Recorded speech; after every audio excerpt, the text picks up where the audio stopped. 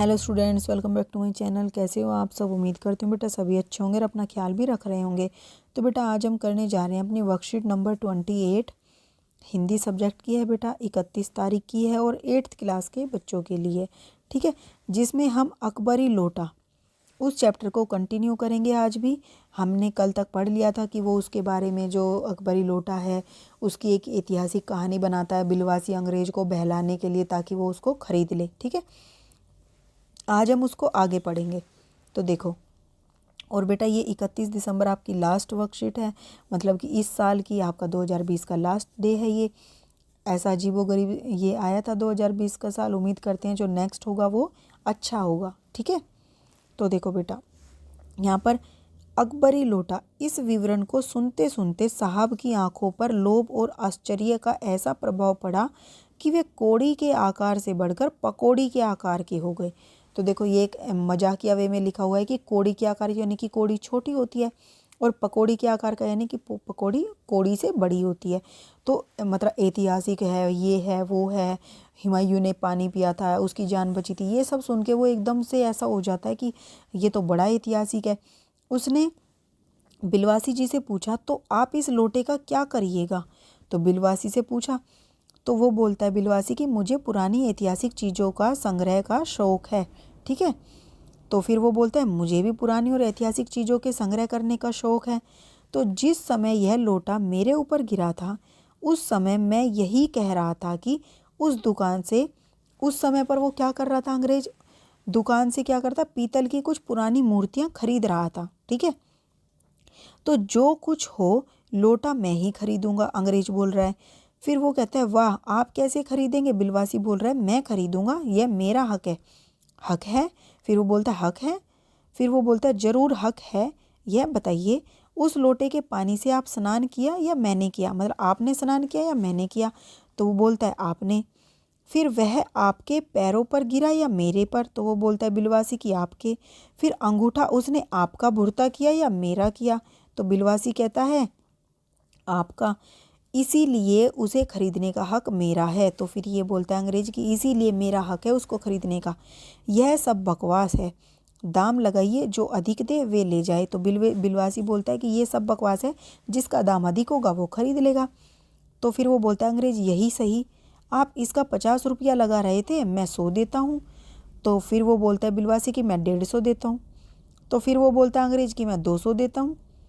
अजी मैं 250 देता हूँ, बिलवासी कहता है। यह कहकर बिलवासी जी ने 250 का नोट लिया और लाला झाऊलाल के आगे फेंक दिया। साहब को भी ताव आ गया, मतलब गुस्सा आ गया।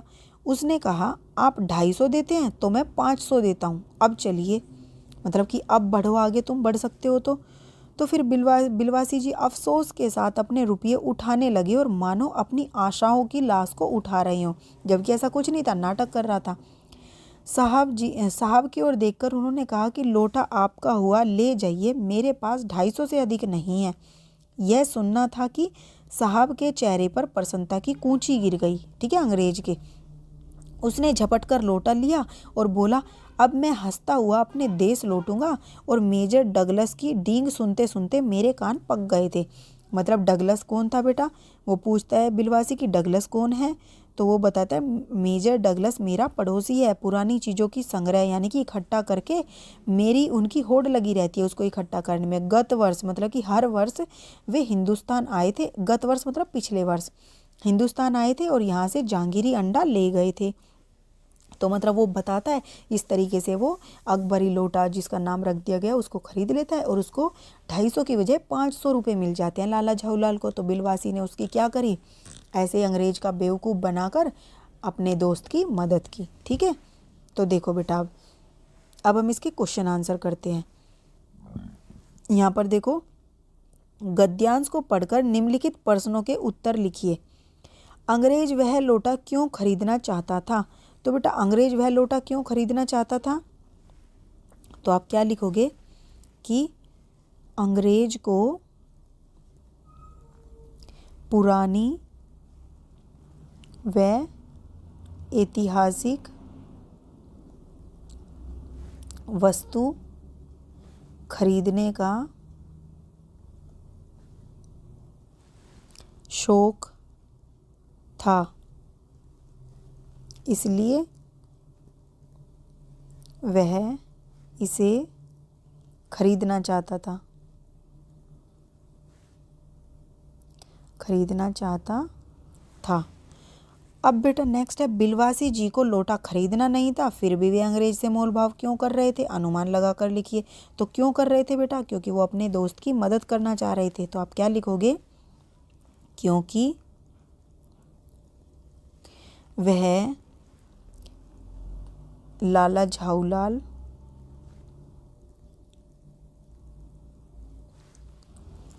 की मदद करना चाहते थे और लोटे को अधिक से अधिक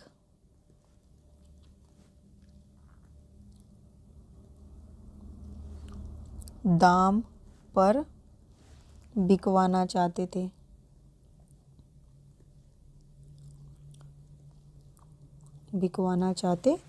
ठीक है। नेक्स्ट है बेटा, मेजर डगलस कौन था? तो मेजर डगलस लिखोगे आप, मेजर डगलस अंग्रेज का पड़ोसी था।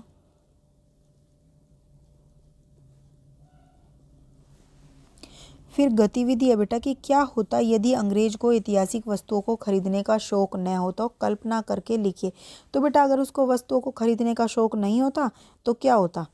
वो उसको नहीं खरीदता, और नहीं खरीदता तो बिलवासी के बहकावे में नहीं आता, और बहकावे में नहीं आता तो बिलवासी फिर लाला झाऊलाल की मदद नहीं कर पाता। तो आप क्या लिखोगे? यदि अंग्रेज को ऐतिहासिक वस्तुओं को खरीदने का शौक न होता तो अंग्रेज बिलवासी के बहकावे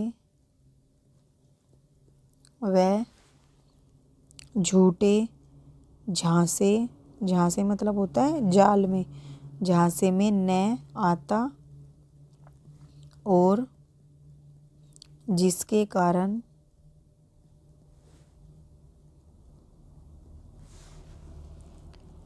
बिलवासी लाला झाऊलाल की